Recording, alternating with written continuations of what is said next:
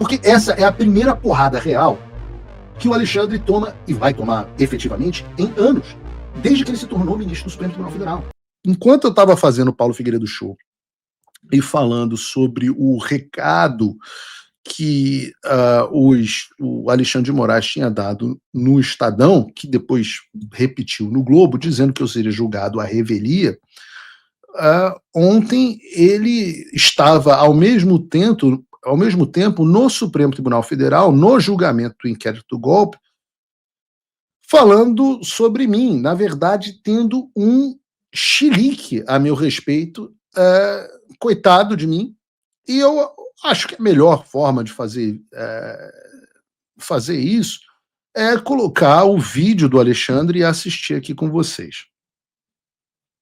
Quem vazou a carta aos comandantes, a carta golpista? O denunciado do Núcleo 5, que é do Núcleo de Desinformação também, que está com prisão preventiva decretada, está foragido do Brasil, e atenta contra a democracia do Brasil, sem ter coragem de viver no Brasil, Paulo Renato de Oliveira Figueiredo Filho, e que, na verdade, só tem influência nas Forças Armadas porque é neto do último presidente durante o tempo de golpe militar, o último presidente da República, João Batista Figueiredo. A Procuradoria ainda detalha que o acusado, Bernardo Romão, também enviou mensagem para o réu colaborador Mauro César Barbosa, informando exatamente isso, para assistir o programa Pingo nos Is da emissora Todo mundo assistiu, salientando que algumas pessoas lá seriam expostas junto com a carta. Detalhe ainda que o réu Mauro César Barbosa Cid afirmou que tinha conhecimento, o que corrobora exatamente o alinhamento da atuação da organização criminosa. Veja, checar com a fonte. Alinhamento é checar com a fonte. Descreve a denúncia. Para e passo o alinhamento entre Núcleo 1, representado pelo réu colaborador Mauro César Barbosa Cid, e o Núcleo 3, que hoje estamos analisando. E eu passo... Mas eu não sou Núcleo 5? Também as mensagens entre Correia Neto e Mauro Cid. A denúncia narra ainda que o denunciado no Núcleo 5, Paulo Renato de Oliveira Figueiredo Filho, durante a transmissão em 28 do 11, eu sou Paulo expôs Renato. Os nomes dos militares. Ou seja, expôs, criticando o nome do comandante militar do Nordeste à época, general Richard Fernandes Nunes, que hoje é o chefe do Estado-Maior, o então... Peraí, um dos que eu critiquei, então, hoje é o chefe do Estado-Maior, né? Entendi. Um dos que eu disse que estava se colocando contra uma atitude contra você, virou chefe do Estado-Maior. E os demais? O comandante militar do Sudeste, que hoje é o comandante do Exército... Entendi. O outro virou comandante do Exército e eu disse que ia virar, né? Entendi. Mais Miguel Ribeiro Paiva, o então Frajola. Comandante militar do Sul, que já passou para a reserva, general Stumpf passou para a reserva, mas faltou um detalhe, né, Alexandre? Foi virar presidente da Polpex com um salário de mais de 100 mil reais. Stumpf, tendo afirmado que os 3 militares eram contrários a uma ação mais contundente nas Forças Armadas. Nós, ministro Flávio, nós chegamos a viver um absurdo tão grande no Brasil, que se normalizou que numa transmissão de um programa de televisão, Pingo nos Is, rádio e televisão, YouTube, na transmissão, se normalizou que um pseudo-jornalista foragido pudesse atacar generais, comandantes de região, dizendo que... Veja que coisa esquisita, né? Um jornalista, ou pseudo-jornalista, na época como é que eu podia estar foragido se eu não era nem processado, mas um jornalista criticando funcionário público. Mas que coisa absurda! Como é que pode normalizar uma coisa dessa, não é verdade? Daqui a pouco o jornalista vai querer criticar até ministro do Supremo Tribunal Federal. Isso realmente é um absurdo. Como é que se normaliza uma coisa dessas, meu Deus do céu? Né? Peraí, não tinha uma época que o pessoal reclamava que não podia falar mal dos militares. Eu não sei, eu nasci em 83, então não peguei bem essa época, mas eu ouvi falar na Globo que existiu uma época que os jornalistas reclamavam que não podiam falar mal dos militares, né? Eu não sei, eu acho até curioso que o neto do João Figueiredo viva isso. Mas teve uma época, não teve? Vocês no chat aqui me lembrem se teve uma época que não podia, que jornalista não podia falar mal de militar? Teve essa época? Não. Eu li na Globo, pode não ser verdade. E jogando parte da população contra eles, dizendo que eles deveriam dizendo ser a verdade, atacados porque eles eram contrários a uma ação mais contundente das Forças Armadas. Mais contundente no quê? Contra você. Nós estávamos em guerra. Não, mas você não sei se... Eu sei que a Constituição do Xandaquistão é um pouquinho diferente, Alexandre, eu sei que é. Mas na época, quando a gente ainda estava debaixo da Constituição do Brasil, as Forças Armadas não eram só para a guerra. Elas tinham lá garantia, assim, defesa da pátria, que você pode encarar como guerra, mas pode ser mais do que isso. O que tinha mais lá? Garantia da lei e da ordem, que estavam sendo violadas por você flagrantemente, e dos poderes constitucionais. Tinha isso lá, não fui eu que escrevi, não, viu, Alexandre? Foi o pessoal, eu não vou nem dizer que foi o pessoal constituinte, porque isso é um artigo que está lá atrás, desde a primeira Constituição depois do Império. Então, sei lá, né? Talvez seja isso que eu tivesse me referindo. Mais contundente para acabar com o Estado democrático de direito. Não, para restituir. Não há nenhuma dúvida aqui nessa sequência. Para restituir o Estado democrático de direito. Tanto que a acusação destaca exatamente isso, que Figueiredo Filho utilizou de sua posição de comunicador para pressionar e provocar a cooptação do alto comando. Comunicador não é a mesma coisa que jornalista, não?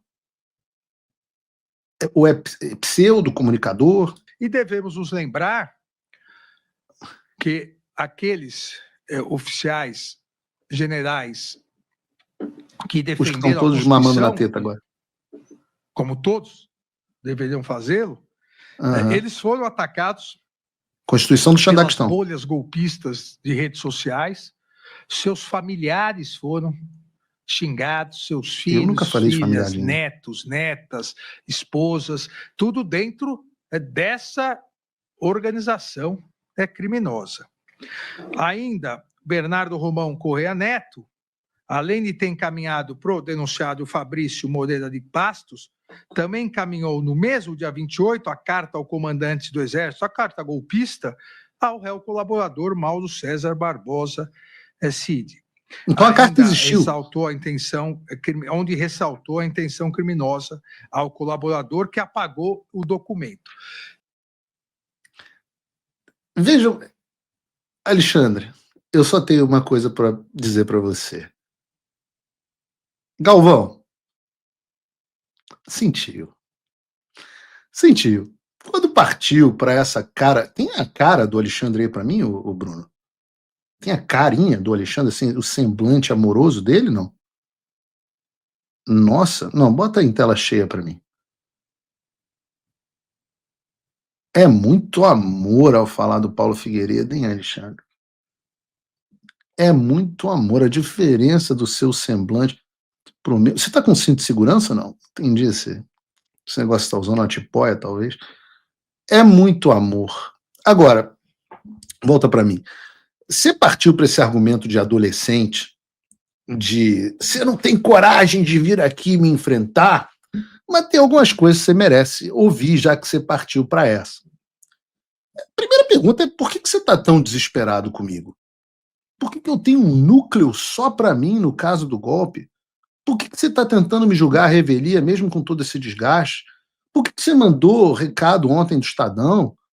Por que você está no meio de um julgamento que não é nem do meu núcleo, falando do meu nome, me xingando? Por que você está assim, Alexandre, com essa cara, bota aí de novo, essa cara de ódio a meu respeito? A resposta está no bloco anterior, está na fala do secretário Marco Rubio. Porque essa é a primeira porrada real que o Alexandre toma e vai tomar efetivamente em anos, desde que ele se tornou ministro do Supremo Tribunal Federal. É por isso que ele sentiu. Quando o UOL começa a dizer, e ele sente o entorno, é porque a porrada é séria. Daí você para de ouvir ouvir esse argumento ridículo. Você não tem coragem de viver no Brasil. Bom, realmente eu não tenho coragem de viver no Brasil desde 2015. Eu saí do Brasil por não ter coragem de viver no Brasil. Uma violência do cacete, um país dominado pelo tráfico de drogas, pela criminalidade, um país que depois, onde jornalistas são presos, são perseguidos. Eu não tenho coragem realmente de viver no Brasil, não. Aliás, as pessoas que puderem deveriam fazer o mesmo. Procurem, inclusive, a Imigrex, empresa de imigração minha com a Ludmila Lins Grilo, link na descrição, que a gente vai te ajudar, inclusive, a também sair do Brasil. Como eu disse, eu saí em 2015. Naquela época, Alexandre, em 2015, eu acho que você era, inclusive, advogado da Transcop, né? Aquela empresa que parece que lavava dinheiro para o PCC, né? Então, eu não tenho coragem realmente de viver num país onde o ministro da Suprema Corte advogava para a empresa que lavava dinheiro para o PCC. Eu não tenho coragem mesmo. Não estou dizendo que você é envolvido, mas eu não tenho coragem de viver num país desse. Não tenho elementos para dizer. Né? Agora, toda essa raiva, Alexandre, deve estar te deixando meio confuso. Confuso. Porque como é que eu vou ter coragem de retornar ao Brasil, Alexandre, se você caçou a porra do meu passaporte brasileiro em 2022 e mandou, inclusive, informar o governo americano e proibiu o consulado e a embaixada brasileira de emitirem novos passaportes para mim? Então, como é que eu vou ter coragem de ir ao Brasil? Eu não tenho como, você tomou meus meios. Não posso nem com outro passaporte, que agora, para entrar no Brasil, inventaram uma maluquice, você precisa do passaporte brasileiro. No mais, Alexandre, assim, se o assunto é coragem, a distância daí para cá e daqui para aí é a mesma. Eu, inclusive, já falei para você viajava muito para os Estados Unidos. Eu lembro você em Nova York dando palestra. O que houve que você não vem mais? Você não é machão? A distância é a mesma, pô. Você quer falar, tá querendo me enfrentar? Porra, a gente gosta disso, é o que eu mais gosto. Agora, será que você é corajoso mesmo de sair aí do Brasil, vir aqui falar essas coisas, aqui nos Estados Unidos, sem, tipo, 10 seguranças? Eu duvido, eu conheço teu tipo. Vira tchutchuca rapidinho. Primeiro enfrentamento afina. Porque eu digo isso sem segurança, eu digo isso literalmente. Porque até dentro do STF. Vejam, ontem, na sessão, enquanto o doutor Chiquini fazia uma contundente e indiscutível sustentação oral, esses dois aí, que estão aí na tela marcados, né, além de todos os policiais legislativos num dos prédios mais seguros do Brasil, esses dois aí, Alexandre, são ou não seus seguranças pessoais? O da direita é ou não é o capitão Macedo, cujo processo você está cobertando? O capitão Macedo é aquele dos diálogos da Vaza Toga, sabe, que está sendo investigado por fornecer pesquisa clandestina policial a você, Alexandre? Aquele que no momento em que a juíza pediu para ouvir o teu segurança, você mandou o processo subir para o STF? Então, esse negócio de eu sou machão, tenho coragem, pra cima de Moá, não, querido. Veja, eu sou só um pseudo-jornalista. Eu não tenho nem monitoramento, né? São imagens. Daqui a pouco vai dizer Paulo Figueiredo está monitorando Alexandre de Moraes. As imagens são do Space Liberdade, do julgamento público. Mas eu tenho olhos e ouvidos e boas fontes, Alexandre, inclusive bem perto de você. Bem perto de você. Por isso que eu sabia quando você ia encontrar o comandante general Tomás Frajola, esse que você estava elogiando e puxando o saco aí agora no julgamento. E daí você vem com a ideia de que eu estou foragido. Bom, olha, em primeiro lugar, eu tenho que ser bem sincero. Como não consta nenhuma prisão preventiva contra mim, eu imagino que você tenha decretado essa prisão em sigilo ou tenha decretado nos últimos dias e ela ainda não foi despachada. Tudo bem, obviamente isso já era esperado por mim e é absolutamente inócuo. Porque, assim, a verdade é que eu não posso estar foragido na mesma casa em que eu vivo há 11 anos. Ninguém fica foragido onde mora. E ninguém fica foragido sem um passaporte para poder voltar ao Brasil. E mais, eu estou num país que tem acordo de cooperação com o Brasil. Os Estados Unidos têm acordo de cooperação com o Brasil. Tem tratado de extradição, tem EMILAT, tem convenção de Haia. Então, não tem como eu ficar foragido aqui nos Estados Unidos, né? A não ser que as suas ordens sejam ilegais e sejam recusadas pelo governo americano e que a sua ordem de prisão seja recusada pela Interpol. E não vem dizer que é porque eu sou amigo do Donald Trump, não. Porque suas ordens foram recusadas lá na Espanha pelo governo de esquerda da Espanha e foram recusadas aqui nos Estados Unidos pelo governo Biden. Que vergonha, Alexandre. Então, talvez, só talvez, quem não tenha coragem de mandar as ordens, as citações e os pedidos de extradição, seja você. Eu não posso ser foragido de ordens que eu desconheço. O nome de gente que fica cercada de segurança, de quem gosta de ficar no país onde é ditador, é basicamente aquele que aponta uma arma para a cabeça dos outros e posa de machão. O nome desse tipo de gente, Alexandre, é covarde. No fundo, você não passa de um velho e bom covarde que gosta de bater em velhinha do 6 de janeiro, de mulher que pinta estátua de batom, de Débora. Você gosta de bater em quem é fraco. Só tem um problema.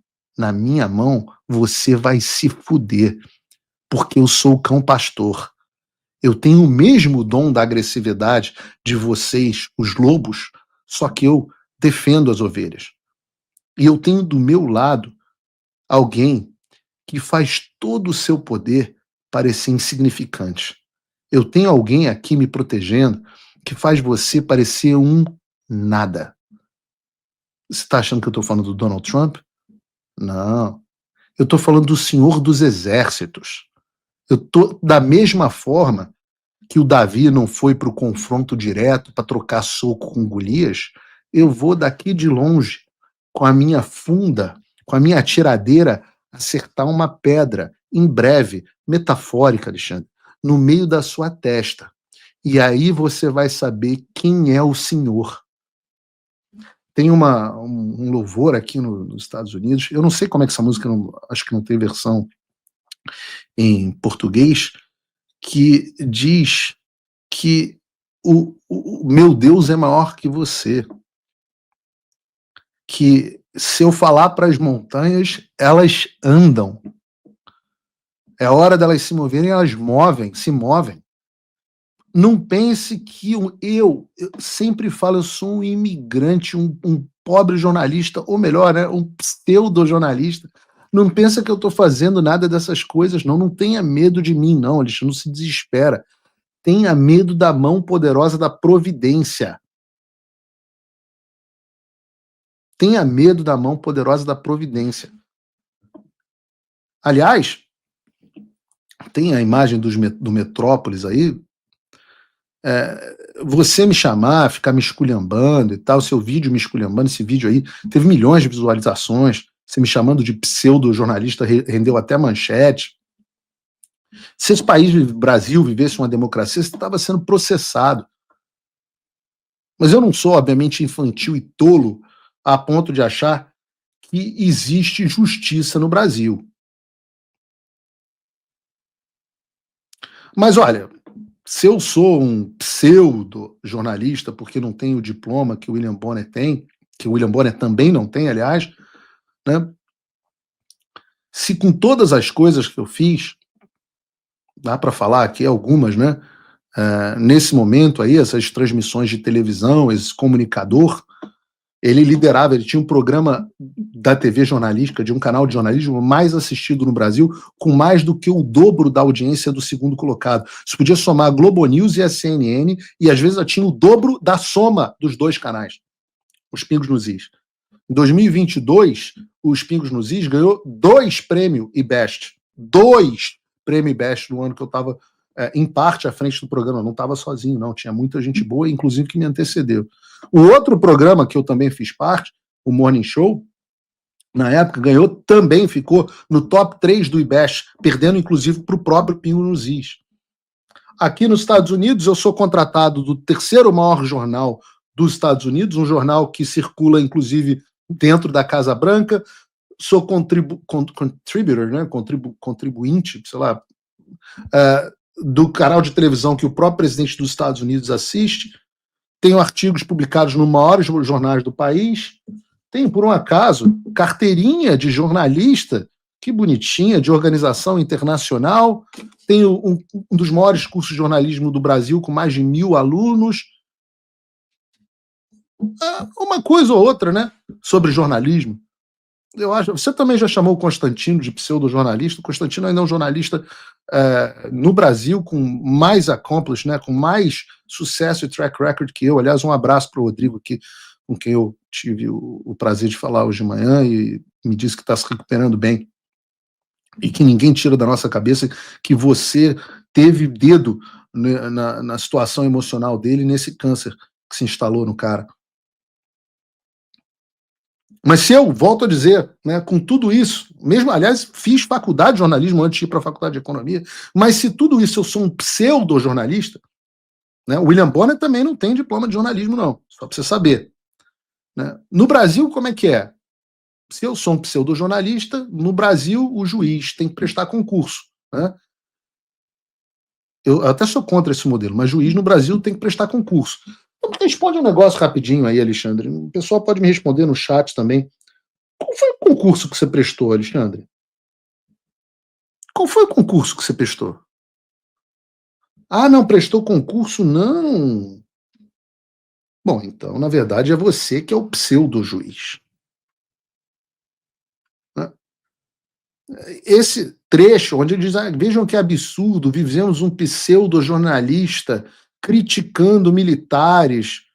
Eu digo diferente, eu digo assim, vejam um absurdo em que nós vivemos, onde um pseudo-juiz, um servidor público, um burocratazinho de meia tigela, acha que é normal me botar num núcleo de desinformação, sendo que nem existe crime de desinformação no direito brasileiro. Um burocratazinho de quinta categoria acha que é normal ele querer perseguir um jornalista por criticar funcionário público.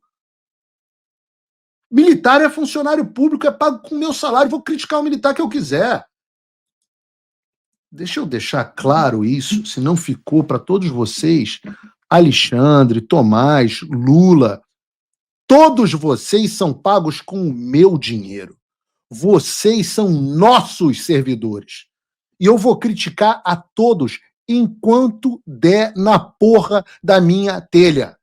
E se você não quiser ser criticado, teve um pseudo-juiz que disse lá atrás, saia do serviço público. Deixa eu te falar uma coisa, Alexandre. Você disse que eu vazei carta? Em primeiro lugar, vazar é o que o teu gabinete faz com os autos do processo que você julga para destruir a reputação dos outros. Vazar é o que você faz com a Dani Lima. Jornalista não vaza.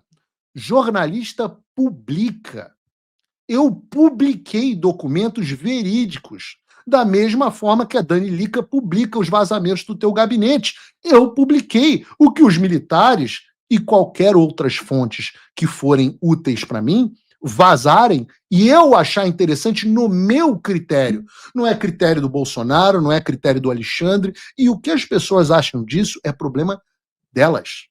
Você, aliás, acha que eu só tenho influência no meio militar porque eu sou neto do João Figueiredo? Ok, eu tenho enorme orgulho. Poxa, até gostaria que fosse só isso. Mas o João Figueiredo tem outros 8 netos. Por que só eu tenho grande influência? Cadê os outros, meus queridos primos e irmãos? Cadê os netos do general Geisel? Ou do general Médici? Ou do general Costa e Silva? Ou do general Castelo Branco? Será que talvez eu tenha um pouco de influência e tenha quase 30 mil pessoas ao vivo me assistindo agora e tem influência nos meios militares, especialmente porque eu dei e dou voz a uma tropa que é honrada, patriota e que está de saco cheio desses milico de quinta categoria melancia no alto comando, igual o general Richa, igual o general Stumpf, especialmente igual o general Frajola e outros que entraram no alto comando depois que o Lula assumiu. Talvez seja isso. A carta que eu disse, que você diz que eu vazei, existia ou não existia? Eu que escrevi a carta? Eu assinei a carta? Eu incentivei a carta? Ou eu reportei sobre a carta? Todos os militares que eu disse que eram melancias, esse aqui e outros que eu nominei, todos se deram bem ou não? Eu estava certo? Você que falou. Eu disse que cada um deles é agora. Então será que tudo que o pseudo-jornalista, aquele que avisou o que ia acontecer com o 8 de janeiro, que você ia instrumentalizar aquele incêndio no hashtag para você se tornar o ditador do país, tudo que esse pseudo-jornalista disse que ia acontecer, aconteceu. Agora, os jornalistas de verdade, tipo Dani Lima, disseram que era tudo mentira, etc, etc. E esses é que são jornalistas de verdade, né? Só no teu mundo bizarro de pseudo-juiz. Acho que está bem respondido, Alexandre. Você está com raiva de mim? Você se prepare que você vai ter muito mais raiva de mim nos próximos dias. Nas próximas semanas, talvez. Quem sabe menos. Você vai ter muito mais raiva de mim. E eu já disse, ontem eu ilustrei o Batman Dark Knight várias vezes, né? Tem um momento onde o Bruce Wayne pergunta pro Alfred: como é que vocês pegaram aquele bandido em Burma, né, na Birmânia, que vocês não conseguiam pegar de jeito nenhum? E o Alfred diz: a gente tacou fogo na floresta toda. Eu estou disposto a tacar fogo na floresta toda para te pegar. Vamos ver se vai ser necessário. O Trump voltou. Isso já deve ter tirado um peso das suas costas. Mas e o Brasil? O nosso país continua atolado e achar que só a vitória do Trump vai resolver tudo é ilusão. Nada vai mudar sozinho. E pode ter certeza de uma coisa: ficar xingando muito nas redes sociais não vai fazer diferença nenhuma. Você vai continuar esperando alguém fazer alguma coisa por você? Um político? Um salvador da pátria? Esquece. Se ninguém tomar uma atitude, nada acontece. Eu estou fazendo a minha parte. Eu parei a minha vida por isso. Mas, se você quer saber como pode ajudar sem precisar largar tudo, a resposta é simples: apoiando quem está na linha de frente. Sem esse apoio, sem essa linha de suprimento, esse trabalho morre. Sem estrutura, ninguém avança. Então acessa www.paulofigueiredoshow.com/apoie e com $5 por mês você pode fazer parte disso. Se puder mais, eu recomendo, seja um patrono Gold e participe ativamente no grupo que me ajuda a pautar esse debate. O que vai definir o futuro é quem faz e não quem reclama. A escolha é sua.